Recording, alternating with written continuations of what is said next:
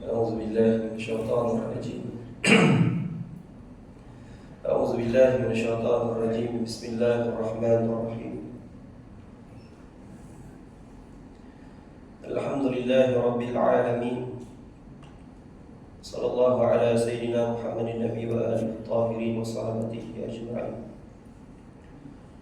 الحمد لله الذي أرسل رسوله بالهدى ودين الحق ليظهره على الدين كله ولو كره المشركون أشهد أن لا إله إلا الله وأشهد أن محمدا عبده ورسوله اللهم ارزقنا فهم النبيين وحفظ المرسلين وإلحام الملائكة المقربين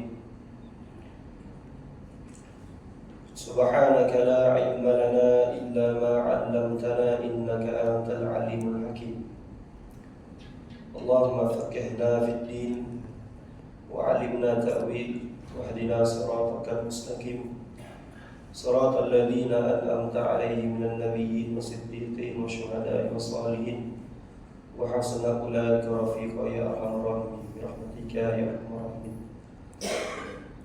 وبعد السلام عليكم ورحمة الله تعالى وبركاته. Alhamdulillah, bersyukur kita kehadirat Allah Subhanahu wa taala.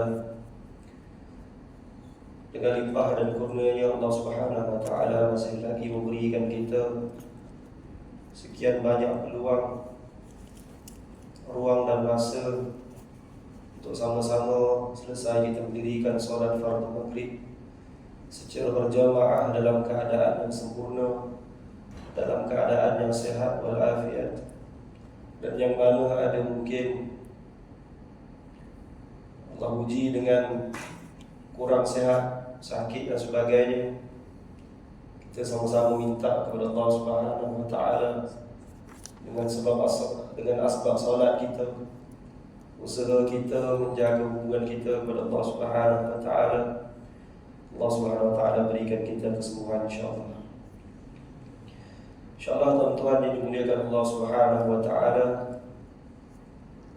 bulan ni saya 2 kali kuliah. Mungkin ada yang merasa ni kali kedua. Jadi bulan yang sebelum ni kita dah habiskan satu bab dalam kitab yang kita baca. Kita kitab An-Nasaihud Diniyah wal Wasayil Imaniyah, kitab nasihat agama dan wasiat iman, karangan Al-Imam Al-Habib Abdullah Alawi Al-Haddad. InsyaAllah kita teruskan lagi tuan-tuan pembacaan kitab ini. Kita pada bulan ini telah masuk kita pada wasiat ulama mengenai takwa. Sebelum kita dah baca sikit, InsyaAllah kita teruskan lagi. Mungkin pada malam ini kita habiskan insyaAllah. Jadi pada minggu sebelum ini tuan-tuan kita berhenti pada doa Rasulullah SAW. Doa yang mana Rasulullah SAW baca, yang berbunyi A'udzu biridhaka min sakhatik wa bimu'afatik min 'uqubatik wa a'udzu bika mink la uhsi sana'at 'alaika anta kama athnaita 'ala nafsik. Doa yang mana doa berlindung Rasulullah SAW memohon perlindungan kepada Allah Subhanahu wa taala. Kita dah bahas dulu. Kita masuk kepada seterusnya.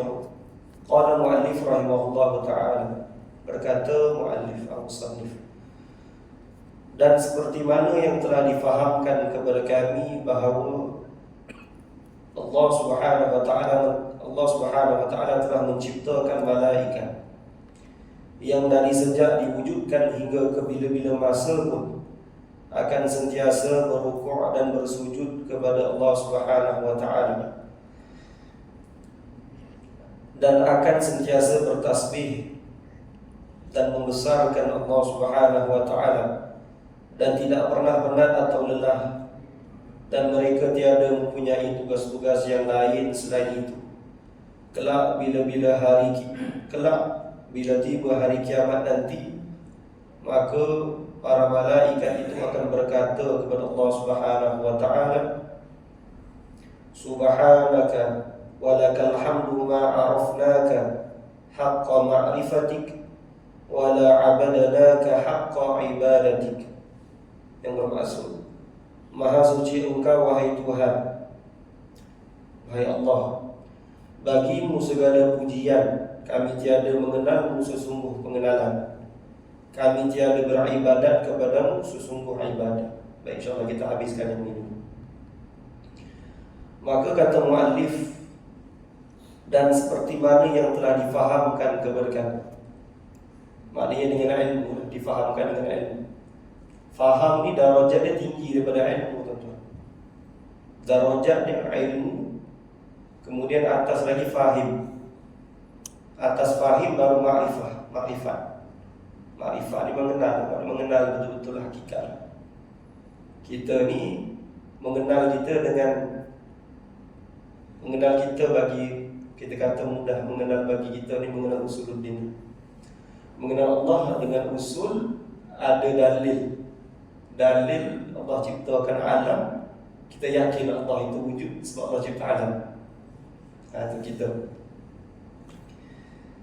Jadi ilmu ni martabat paling bawah. Lepas pada martabat ilmu, dia akan bagi martabat fahim. Orang yang ada ilmu belum tentu fahim, belum tentu faham. Boleh jadi ada ilmu tapi mengajar ajaran sesat. Baru-baru ni tuan-tuan, tak adalah baru sangat, fatwa difatwakan di Terengganu, Ustaz Muhib Qawli disesat, ajaran sesat lagi menyesatkan. Ada ilmu dah, ada, tapi sesat pula fahaman dia. Fahaman dia literally ataupun membaca ayat Al-Quran tidak sampai menyalahi makna dia. Kita kata dia tanggung mana Al-Quran sebabkan dia tak nak mengambil kaedah takwil bagi mazhab Asy'ariyah wal Maturidiyah, maka dia mentajsimkan Allah, mentashbihkan Allah. Mentajsimnya menjisimkan Allah seperti makhluk. Tashbihnya menyifatkan Allah seperti makhluk. Itu banyak. Ada ilmu, ada orang Arab Syria pandai lagi Arab dari kita. Kita pun tak pandai Arab. Tapi bila hanya ilmu tidak disandarkan dengan kefahaman, maka mudah orang itu terjatuh kepada kesesatan. Jadi macam mana nak dapat kefahaman? Maka ilmu itu perlu diambil secara bersanad. Maknanya daripada saya kepada guru, sampailah kepada Rasulullah SAW. Maka itu disebut sanad, tentu. Untuk menjaga, kita kata, keabsahan ilmu, ataupun bahasanya autentik ilmu tu. Ibu tak pandai. Biasa saya dengar baca-baca dalam jurnal kan, autentik ilmu tu. Mudah keabsahan lah, ataupun ketulinan lah, kita kata ketulinan ilmu tu dijaga, supaya kita tidak berbicara ilmu itu menurut hawa nafsu. Sebab bila kita menurut hawa nafsu, mudah kita mengikut bisikan syaitan, kehendak diri. Gitu. Baik. Mana kata apa tadi? Yang telah difahamkan kepada kami bahawa Allah Subhanahu wa taala menciptakan malaikat. Allah cipta malaikat awal lagi pada manusia. Sebelum Allah ciptakan Nabi Adam alaihissalam, telah Allah ciptakan para malaikat yang sejak dari kewujudannya hingga ke bila-bila masa pun akan sentiasa berrukuk dan bersujud terhadap Allah Subhanahu wa taala. Ini seperti mana yang disebut dalam firman Allah Subhanahu wa taala, wa idh qala rabbuka lil malaikati inni ja'ilun fil ardi khalifah. Kan Allah kata, dan ingatlah, dia kata, apabila berkata Tuhanmu, wa idh qala rabbuka lil malaikah, kepada para malaikat. Bila Allah kata kepada para malaikat, inni, Sesungguhnya aku nak inni ja'ilun fil ardi khalifah. Sesungguhnya aku nak jadikan dekat atas muka bumi itu khalifah, manusia, pemimpin. Yang dimaksudkan itu adalah Nabi Adam alaihissalam. Apa kata para malaikat, tuan-tuan? Kalau kita menelusuri ayat ini, tuan-tuan, malaikat dia seolah-olah menyangkal ataupun menyanggah firman Allah ataupun menyanggah. Kalau menyanggah maknanya, dia disebut kata malaikat, qalu ataj'alu fiha man yufsidu fiha wa yasfiku dima'a wa nahnu nusabbih bihamdika wa nuqaddisu lak. Kata para malaikat, qalunya apa? Qalu ni berkata jamak, mana keseluruhan para malaikat. Qalu berkata para malaikat, ataj'alu fiha, ataj'alu, perkataan ini ja'ala, jadikan, taj'alu, menjadikan, fa'il mudhari', tambah ataj'alu hamzah istifham, hamzah pertanyaan, dengan makna adakah engkau nak jadikan, itulah ya, adakah engkau nak jadikan di sana itu man yufsid, man itu manusia ini, untuk yang bernyawa, berakal, man. Kalau ini disebut maza, maknanya tak berakal, tak hidup. Kalau man ini sesuatu yang bernyawa, sesuatu yang bernyawa dimaksudkan dengan manusia tadi itu. Man yufsid fiha, yang akan melakukan kerosakan. Ini kata para malaikat. Wa yasfiku dima, dan akan bertumpah-tumpah darah. Wa nahnu nusabbih, kata malaikat. Malaikat tadi lepas dia kata, kenapa nak jadikan manusia ni esok dekat bumi, esok dia akan merosakkan, dia akan berkelahi, kita kata, bertumpah-tumpah darah. Sedangkan kami ini, ya Allah, wa nahnu, dia kata, dan kami ini nusabbih, sentiasa memuji Engkau, bihamdik, sentiasa bertasbih tadi, dan memuji Engkau. Memuji Engkau, ya Allah. Maknanya dia menyangkal itu dengan makna dia ada sebab menyangkal itu, dan menyucikan Engkau tadi disebut tadi. Apa kata Allah Subhanahu wa taala? Qala inni a'lamu ma la ta'lamu. Kata Allah Subhanahu wa taala, sesungguhnya aku ini mengetahui apa yang engkau tidak ketahui. Saya sebut ayat Al-Quran ini, tuan-tuan. Pertama kita nak sebut tentang penciptaan malaikat. Malaikat ini dicipta daripada nur. Kalau kita lihat di sini, tuan-tuan, apa yang kita baca sebelum ini, maka kenapa malaikat ini dipersoalkan kewujudan ataupun penciptaan makhluk yang disebut sebagai khalifah manusia ini? Sebab dia flashback tadi. Sebab dulu dekat atas bumi ini dah ada makhluk-makhluk yang Allah ciptakan. Tapi makhluk ni, tuan-tuan, dia bertumpah darah, dia merosakkan. Maka para ulama, tuan-tuan, ahlul mufassirin, dia mentafsirkan antara pandangan yang mu'tabar, makhluk yang sebelum ada manusia di atas bumi ini adalah jin. Jin yang disifatkan dengan sifat merosak dan bertumpah darah. Itu pandangan yang paling mu'tabar. Dan pandangan yang kedua adalah mungkin tuan-tuan biasa dengar, tuan-tuan, ada manusia yang sebelum manusia yang disebut manusia yang diciptakan Allah SWT sebut khalifah, itu ada manusia yang lain, tapi manusia yang bukan manusia yang IQ-nya terlalu rendah ataupun akalnya itu seperti binatang, tapi tubuh badannya seperti manusia. Ini pandangan yang kedua, dan ini banyak disetujui oleh saintis ataupun arkeologi, orang-orang buat kajian, sebab dijumpai tulang belulang manusia tetapi tiada tenggorokan, tak ada kotak suara. Maknanya dia manusia macam manusia, tapi dia tidak mempunyai suara macam kita boleh bercakap. Mungkin dia guna macam suara apa, signal ke dan sebagainya. Itu pandangan kedua.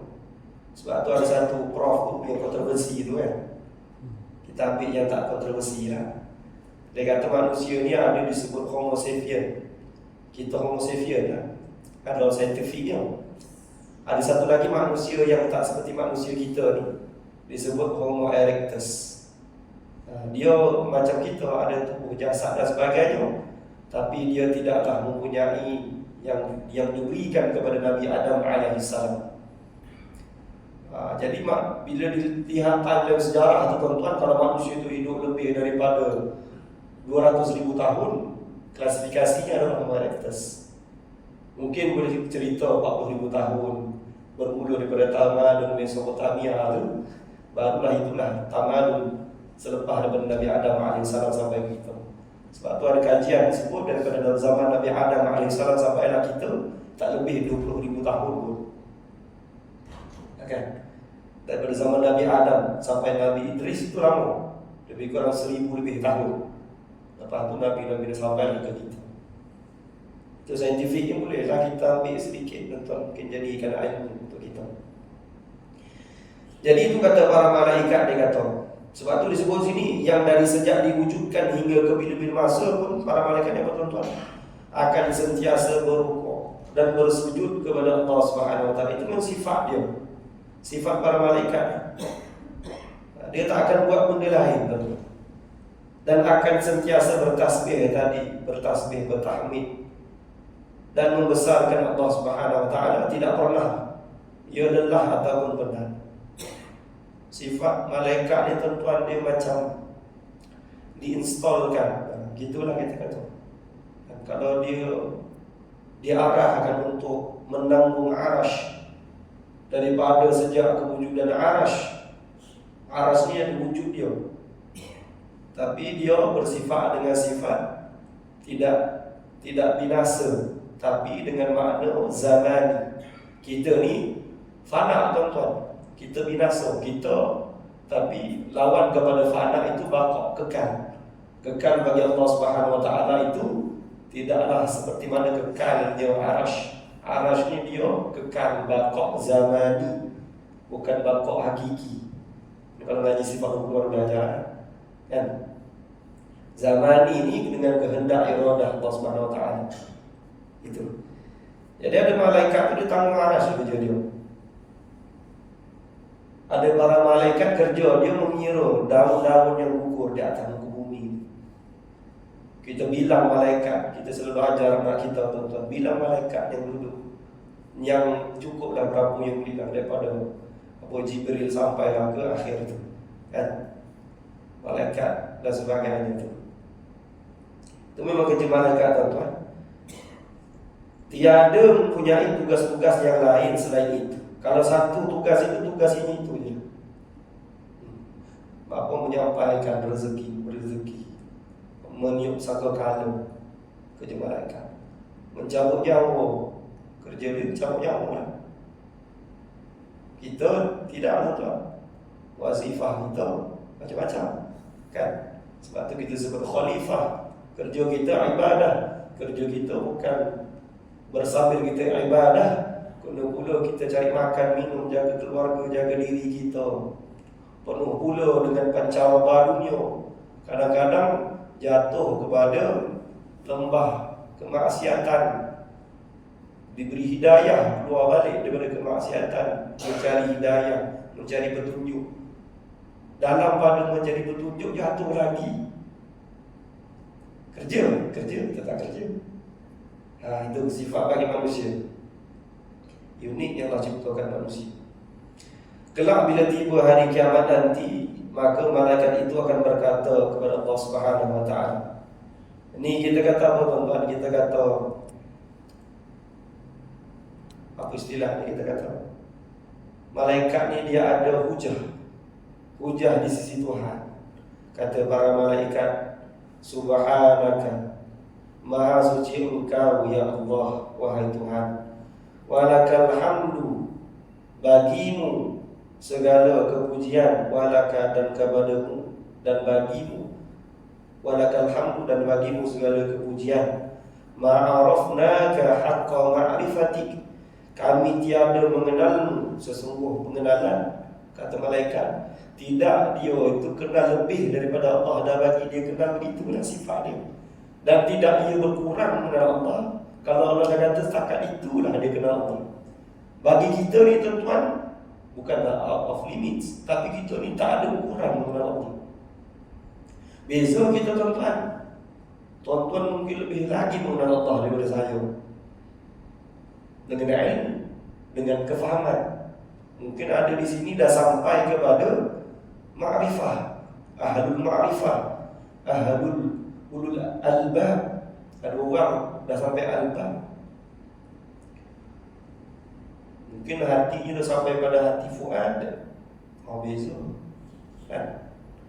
Tapi para malaikat ni, itu sebut seperti mana telah diinstalkan mengenal Allah takkan itulah dia kan? Sebab tu disebut di sini, tidaklah dia mengenal Allah dengan dia pengetahuan lebih daripada Allah beri kepada dia.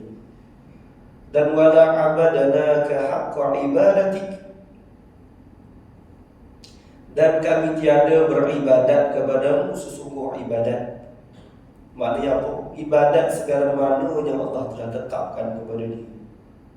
Tapi ibadat para malaikat ni tuan-tuan, kerja dia kalau bertasbih, tasbih tak pernah berhenti. Kalau dia bersujud, dia sampai tidak berhenti, sampailah tiupan sangkakala. Itulah berhentinya dia bertasbih, bersujud, berrukuk dan sebagainya. Itu kerja malaikat. Kita ada orang tuan sujud kerja hidup kita? Tak ada.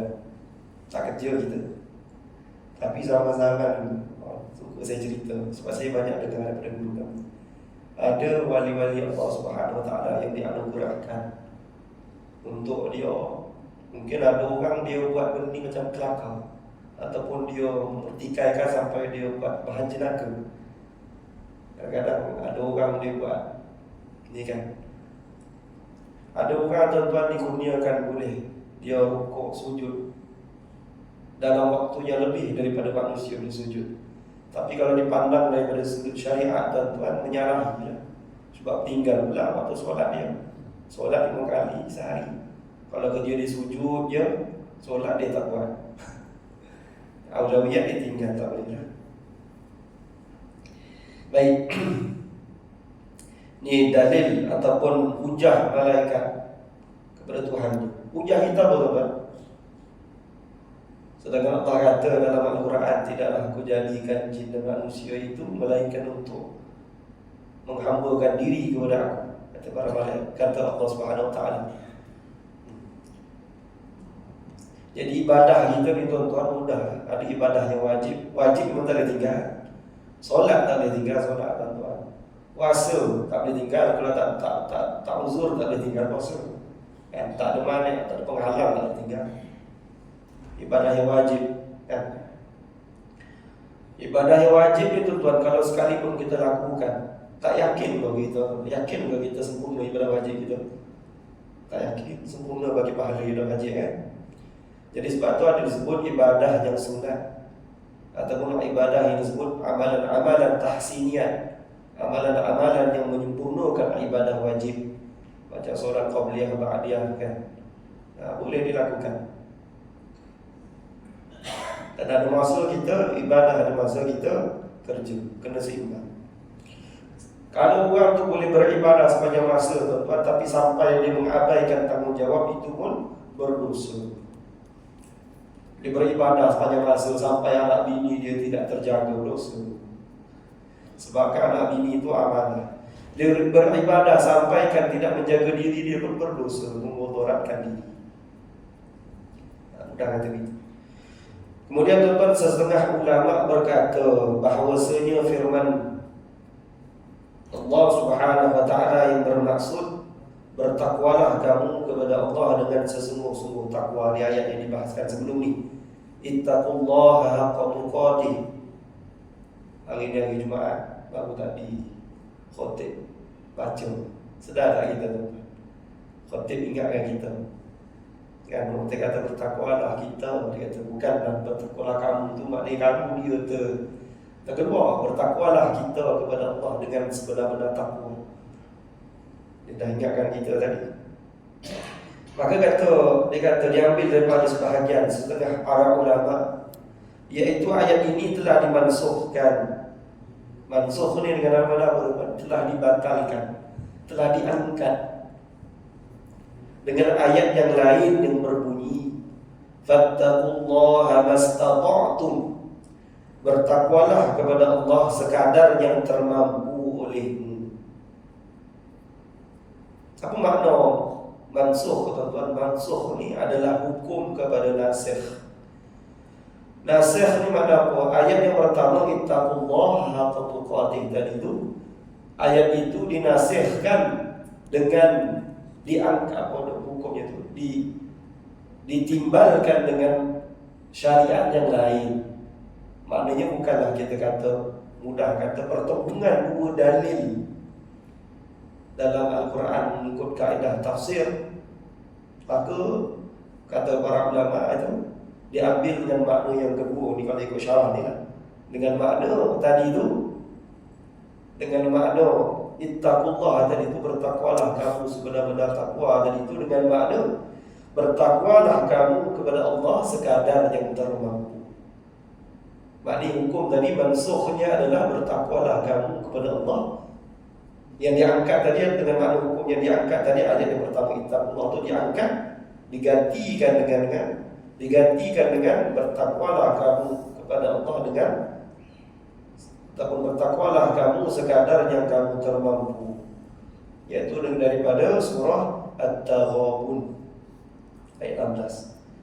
Maka disyarahkan lagi tuan-tuan, setengah yang lain pula berkata, para ulama yang lain berkata, tuan-tuan nak sampai kepada ulama yang boleh nasikh mansuh ni adalah ulama-ulama yang boleh berijtihad, ulama-ulama yang disebut mujtahid. Mujtahid ni ada peringkat, mujtahid mutlak. Baru-baru ni kan ada isu membawa pandangan Imam At-Tabari, menyanggah pandangan Imam Mujtahid Imam Asy-Syafi'i berkaitan dengan anak zina. Dalam pandangan Imam Syafi'i antara dengan pandangan ulama-ulama yang lain itu, semua tu yang berikhtilaf tu tuan-tuan mujtahid. Kita boleh ke kesewenang-wenang yang mengambil pandangan ulama yang hebat juga, seperti pandangan ulama kata Imam At-Tabari? Boleh tuan-tuan, tapi kena dikuatkan dengan tidak merendahkan ulama yang lain. Jangan sampai kita rasa dah boleh bawa pandangan imam yang lain, kita menolak Imam Syafi'i. Salah tu kaedah. Ya. Sedangkan Imam Asy-Syafi'i ini tuan-tuan adalah ulama yang disebut mujtahid mutlaq, yang boleh terus ambil melihat ayat Al-Quran, dia boleh terus tarjih, takhrij, keluarkan ayat Al-Quran, istimbat hukum terus. Sedang kita ni tuan-tuan, ulama hari ni ustaz-ustaz apa ni, tak sampai langsung kepada mujtahid, jauh pada mujtahid tuan-tuan. Mungkin naqalah sahaja. Naqalah ni apa? Naqal ni mengambil pandangan ulama yang lain untuk dijadikan pedoman dalam hidup, bukan merendahkan hujah ulama yang silap. Naqalah bukan ambil pandangan ulama, merendahkan pandangan ulama yang lain, itu bukan naqalah tuan-tuan. Naqalah ni mengambil pandangan ulama. Saya menakolkan kata Haji kata kalau esok kuliah di sini dapat makan waktu subuh, menakolkan saja. Bukan saya menolak. Kita kata rad pandangan ulama yang lain. Rad maknanya menidakkan. Ini menyalahi kaedah ahlul ilmi. Sebab tu banyak daripada kita tuan-tuan, kalau banyak membaca, belajar, dia akan sampai satu tahap tuan-tuan, dia rasa ilmu tu macam seolah-olah didakapan dia. Dia rasa macam wah, akulah yang paling berilmu. Kata imam sekian-sekian, Sekian. Dia tak tahu tuan-tuan, yang dia dapat tu baru tak sampai setelah sedikit pena. Sedangkan ilmu itu selautan yang tiada tepian.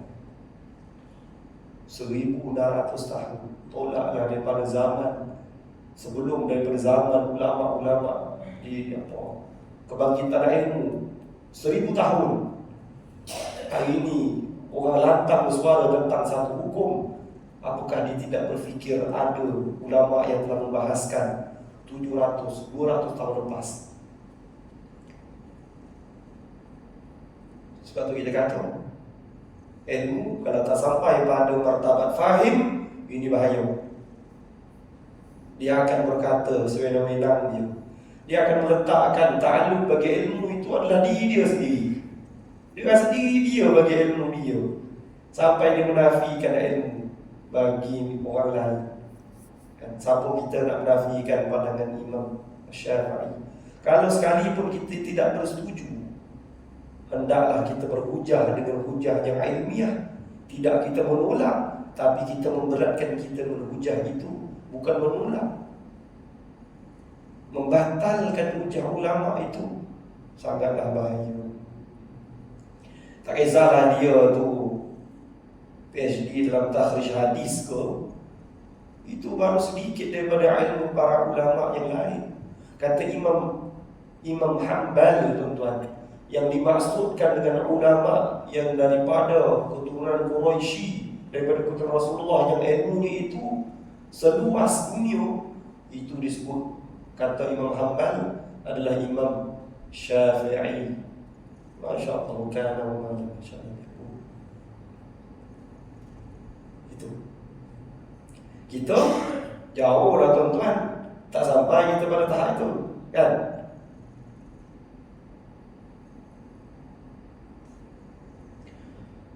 Sebab tu dengan hujah itu, orang yang berilmu itu perlu faham. Bukanlah untuk menidakkan, tetapi untuk memberikan. Sebab tu kita kata ikhtilaf, kata para ulama, ikhtilaf ini merupakan rahmat sekalian alam.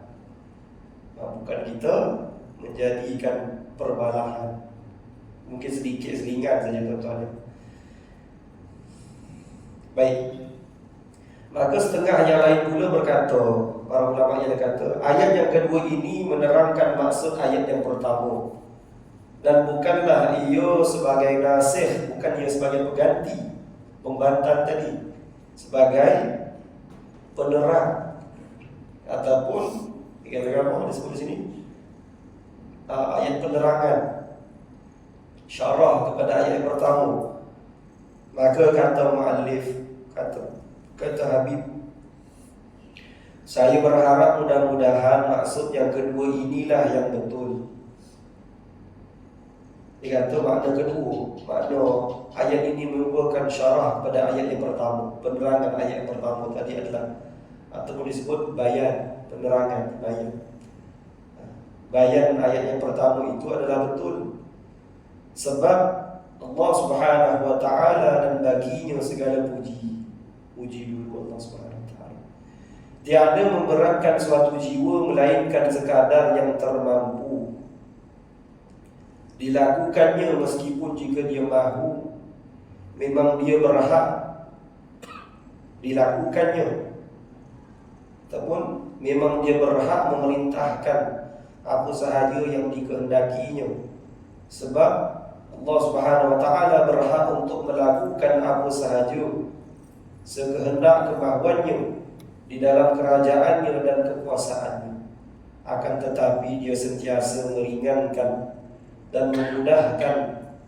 Lihatlah firman Allah Subhanahu wa ta'ala, yuridullahu an yukhaffifa 'ankum wa khuliqal insanu dha'ifa. Allah Subhanahu wa ta'ala dengan sifat dia maha mengetahui, kata Allah Subhanahu wa ta'ala, Allah ingin memberikan keringanan bagimu kerana manusia itu diciptakan bersifat lemah. Kata Al-Habib menerangkan di sini, dia kata dengan sifat Allah yang maha mengetahui, terpuji. Allah tahu apa yang kita ni lemah tuan-tuan. Kalaulah dengan makna yang pertama, tanpa dinasihkan ataupun bukan dengan makna bayar. Boleh kau kita bertakwa dengan sebenar-benar takwa? Sebelum kita mati, wala tamutunna illa wa antum muslimun, boleh ke? Kita tak yakin, tuan-tuan. Sebab tu kata Habib ini dengan makna penerangan. Maknanya bertakwa ni tuan-tuan, kita tak tahu takat mana yang kita mampu. Jadi bertakwalah takat mana yang kamu mampu. Itu makna tadi tu. Dengan makna apa? Fattaqullaha mastata'tum. Bertakwalah kamu kepada Allah sekadar mana yang kamu mampu. Tapi bukan sekadar tu kita buat lebih kurang. Maknanya kena usaha. Kita usaha pun tuan-tuan bertakwa kepada Allah, tetap juga dianggap ringan takwa kita itu. Berbanding dengan umat-umat terdahulu. Sebab tu ada ayat Al-Quran tu tuan-tuan yang kita biasa baca, Rabbana la tu'akhidna in nasina aw akhtana. Wahai Tuhan, jangan engkau disebut, jangan engkau melihat, jangan engkau bertegas, jangan engkau mengira kami salah jika kami terlupa ataupun jika kami melakukan kesilapan. Kalau kita lupa, ya Allah, janganlah anggap ini salah. Kita ni lemah, banyak lupa. Sifat bagi insan itu kan dha'ifa disebut di sini. Wa khuliqal insanu dha'ifa. Dan sesungguhnya manusia itu lemah. Janganlah kira kalau aku lupa, ya Allah, lupa solat tertinggal, moga-moga Allah maafkan kita kan. Dan kemudian disebut Rabbana wa la tahmil alaina isran kama hamaltahu ala alladhina min qablina. Sebut lagi Rabbana, wahai Tuhanku kan, wa la tahmil alaina, dan jangan engkau beratkan kepada kami, tahmil alaina isran kama hamaltahu ala alladhina min qablina, seperti mana yang engkau telah beratkan kepada umat-umat terdahulu. Kami tak mampu. Tuan-tuan mampu tuan-tuan. Dulu zaman Nabi Nuh alaihi salam, umat begitu tak boleh dibendung. Apa kita kata? Begitu susah untuk menerima hidayah. Nak jaga takwa tu payah tuan-tuan. Umat-umat terdahulu nak jaga takwa tu, datang ada Nabi di depan mata, tak ada Nabi di depan mata, kembali balik kepada kekufuran. Tu bangsa Yahudi tuan-tuan.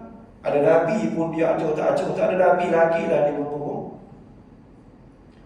Duduk pula bawah zaman raja yang zalim, Namrud. Boleh kita duduk tuan-tuan nak jaga takwa, tak mampu. Sampai kan, kalaulah kita tuan-tuan, saya pernah cerita kat sini tuan-tuan, cuba kita bayangkan kita hidup pada zaman Rasulullah SAW pada perang Khandaq, perang Ahzab. Masa itu bisikan-bisikan tidak menyokong Nabi daripada Ubay bin Salul, daripada Bani Nadir, Bani Quraizah, daripada dan sebagainya. Perang itu berlaku di luar dan di dalam. Sampai kan kata orang-orang di situ, masyarakat dia kata apa? Ya Allah, dia kata sampai lupa solat.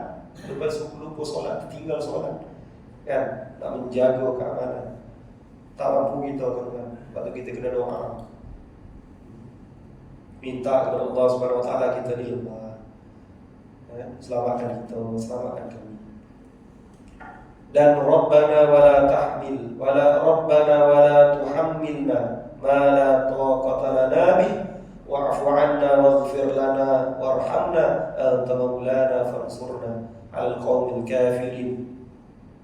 Dan akhir sekali dari ayat ini tuan-tuan, dan maafkanlah kesalahan kami serta ampunkanlah dosa-dosa kami yang kita minta kepada Allah, dan berkatilah kami, rahmatilah kami ya Allah. Sebab tu kita kena baca selalu kan, supaya Allah Subhanahu Wa Taala kan berkasihan ke atas kita. Tapi dengan sifat lemah ni tuan-tuan, Dengan sifat al-insanu dha'ifa, sifat lemah inilah kita bangunkan diri kita. Dengan sifat lemah inilah kita meletakkan ketinggian bagi diri kita, sedangkan kita ni bersifat rendah. Dengan sifat lemah itu ni tuan-tuan yang Allah nyatakan dalam Al-Quran, kan? Allah dah ringankan kita dengan sifat lemah inilah kita lupa akan Allah Subhanahu wa ta'ala. Sebab apa? Sifat manusia kan tadi disebut sifat berrupa.